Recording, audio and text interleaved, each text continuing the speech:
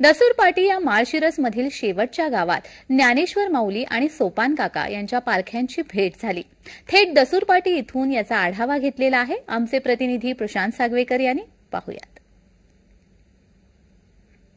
जय हरी विठ्ठल। मी आता दसूर पाटी या ठिकाणी आहे। माळशिरस मधलं हे शेवटचं गाव आहे आणि या ठिकाणीच बंधू भेट होते। सगळ्यांना माहिती असेल की टप्पा या ठिकाणी आधी सोपान काका आणि ज्ञानेश्वर माऊलींच्या पालख्यांची भेट व्हायची, मात्र आता त्या ठिकाणी नव्या पुनर्रचनेमध्ये रस्ते आणि ब्रिज त्या ठिकाणी झाल्यामुळे आता हे एक नवीन ठिकाण आपण माझ्या पाठीमागे बघत असाल। माऊलींची पालखी दिसतीये आणि आत्ताच माऊलींच्या पालखीला भेटून सोपान काकांची पालखी ही मार्गस्थ झालेली आहे। याच ठिकाणी ही बंधुभेट झाली। आपण माझ्या शेजारच्या व्हिज्युअल्स मधून हे निश्चितपणाने बघू शकत असाल की कशा पद्धतीने ही भेट घडून आलेली आहे। या भेटीची उत्सुकता जी आहे ती वारकऱ्यांमध्ये प्रचंड असते।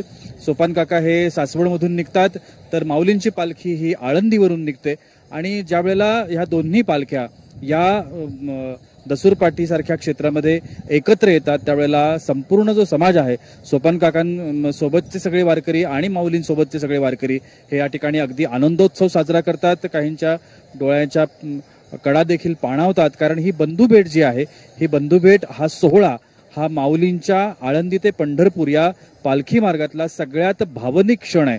अतिशय साश्रू नयनांनी या सोहळ्याला सगळेजण सामोरे जातात। दरवर्षी येणारा हा अनुभव आहे। वारकऱ्यांच्या डोळ्यामध्ये अश्रू असतात। ह्या दोन्ही भावांची जी भेट होते ही भेट खूपच महत्त्वपूर्ण मानली जाते। आळंदी ते पंढरपूर आषाढ वारी मधल्या जे काही महत्त्वाचे टप्पे आहेत म्हणूया किंवा जे काही महत्त्वाचे क्षण आहेत त्या महत्त्वाच्या क्षणांमध्ये हा एक महत्त्वाचा क्षण आपल्याला निश्चितपणाने म्हणता येईल आणि तो आज दसूर पाटी या ठिकाणी आपण सगळ्यांनीच अनुभवलेला आहे। कॅमेरामन नित्यानंदसह मी प्रशांत सागवेकर, जय महाराष्ट्रसाठी दसूर पाटीहून।